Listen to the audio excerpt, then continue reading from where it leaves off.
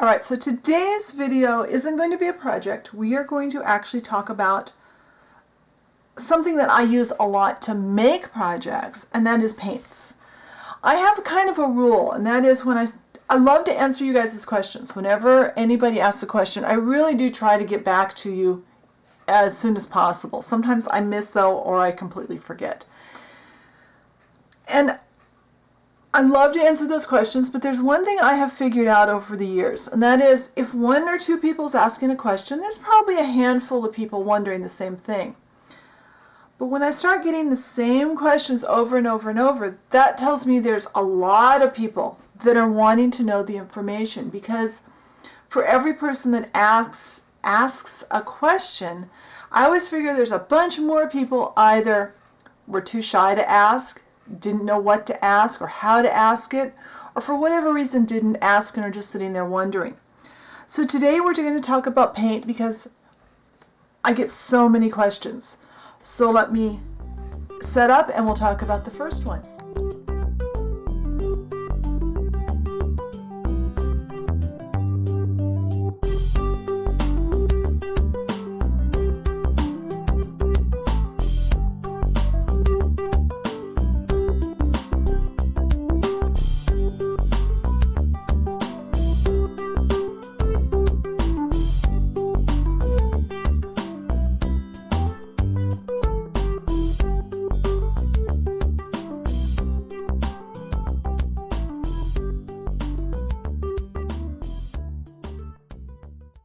All right, the first paint we are going to talk about are what I usually refer to as a craft paint. These are liquid acrylic paints. They come from many different brands. I will admit, Delta Ceramicoat is my favorite brand by far. There's several things I like about them over the other brands. I like their color selections better. I think their colors are just, they suit my style a lot better. I think usually I get a better coverage where I many times can get by with one or two coats of Ceramicoat. Some of the other brands I end up doing 3 or 4 or 5 coats. And when you're working in miniature, those extra coats add bulk and they add size and they can make things not look quite right. So I really do prefer to do that, use these. They also come in both opaque colors and transparent colors, which is kind of fun. And these are an acrylic paint. They're a liquid acrylic paint. You could use tube acrylics. You probably will need to water them down a bit for miniature use for most of it. And I like the convenience of having the colors pre-mixed. I have drawers of paint bottles of different colors because I like the consistency, I guess I'd say, of being able to paint something, say, espresso today. And if I'm going to make the same thing 6 months from now, I can pull out a bottle of espresso paint and it's going to be the same color. Where if I have to mix the color, it may not come out the same. So that's just my feeling. Now, one thing I do on the paints, now some brands do have this. Some brands have a little sample like disc on the top of their paints. I always open up the bottle of paint and put a drop of the paint, whatever color it is, on the lid. That way when they're standing in my drawer, I can very easily tell what color I'm getting. Now, consistency wise, these paints are, now this one hasn't been used in a while, so it's got kind of a mess on the top. Get some out on my finger here. They're pretty creamy, they're pretty liquid, they spread out very thin. Usually use a brush to put these on with. They are soap and water cleanup as long as you clean them up while they're wet. Well, that was cool. I just tipped over a bunch of stuff. I'm in the process of moving things in my office, so I've got stuff moved and I guess I don't want to stack that there. Anyway, back to, this will stain clothes. They will stain your brush. If you do not get your brush cleaned out while the paint is still wet, it will no longer clean up with soap and water. If you spill these on your jeans or whatever you're wearing, your shirt, your jeans, your clothes, it won't wash out easily once it's dried. So if you spill this on yourself, or you get it on things, or you're using a paintbrush, you do have to clean it up while it's still wet. Otherwise, you are going to have stains to deal with. But it is my favorite. I do use it for a lot. It's my go-to paint when I'm painting things. There is a new gloss version out, which I don't remember if I've actually picked any up yet or not. Most of the paints do dry matte, so if you want a glossy or a satin finish, you'll usually have to seal them with a sealer to give a good finish. But that's my paint. So when I refer to a craft paint, this is what I'm referring to. They're inexpensive, anywhere from $1 to $2 is mostly what I pay. I don't think I've ever paid more than $2 for a regular one, and sometimes they're on sale for 50 cents if you watch your sales. They're available almost everywhere. I can find some brand of craft paint anywhere that has craft supplies. So it may not be my preferred brand, but if I'm desperate, I can even pick it up at the big box stores. I shop at a store called Fred Meyer's, which is kind of like a Walmart, but it's a local store. They even have this.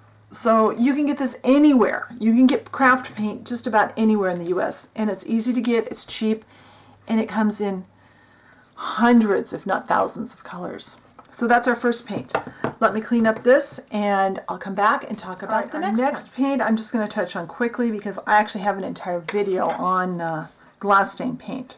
My preferred brand is Gallery Glass, and I know that's not as easy to find as it used to be, but I'm still finding it locally pretty easily.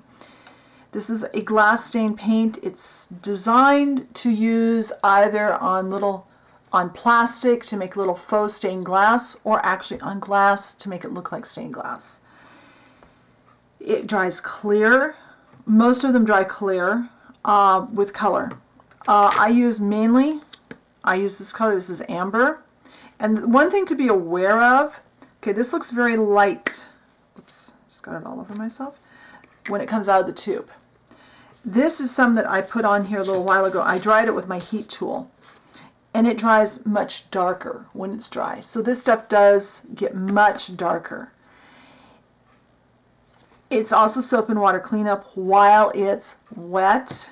Once it dries, it's harder to clean up. This is crystal clear. It will actually turn clear. I've used it for water in different things.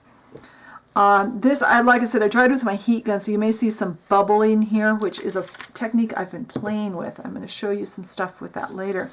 And this is cocoa brown. Again, it comes out much lighter than in the tube, than when it dries. So that is another product I use a lot. So that kind of defines what that is. Now let's move on to our last product of the day. And the last paint we are going to talk about today are the Scribbles paints. Now these are a 3D or three-dimensional fabric paint. I love these. I use these a lot. If you've watched my food videos, you see me use this particular one. This is hot chocolate color. I use this for chocolate sauce. It dries shiny. It stands up just a little bit, and it really looks like chocolate. These come, again, in a rainbow of colors. They're not very expensive, $1 to a bottle. And even though the bottles are pretty small, they last a long time. I've been using this with polymer clay for, oh gosh, over a decade and never had any trouble. There's another fun color. Butterscotch. Looks like caramel sauce.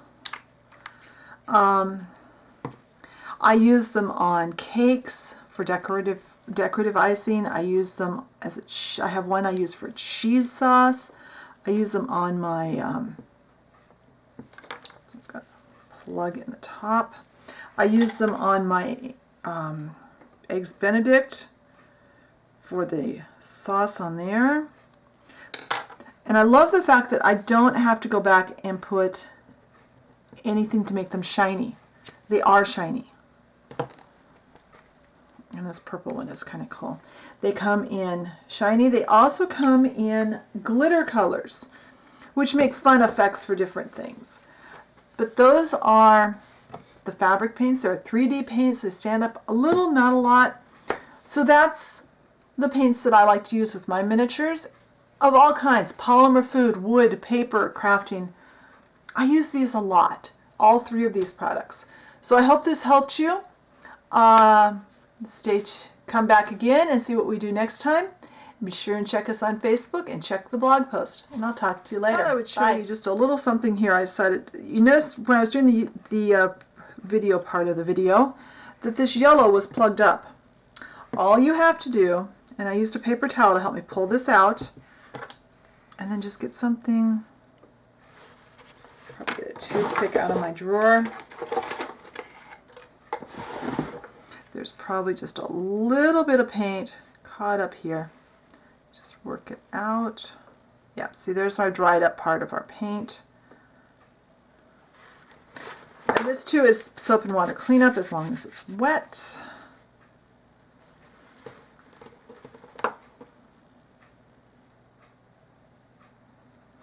Another toothpick. Normally I'd use both ends of the toothpick, but I don't want to get yellow paint all over myself today. Alright, that's all cleaned out now. Push this down in nice and tight until it snaps in. Shake it, and it works again. So that's how to unclog these little bottles if you get one clogged up. Talk to you later. Bye.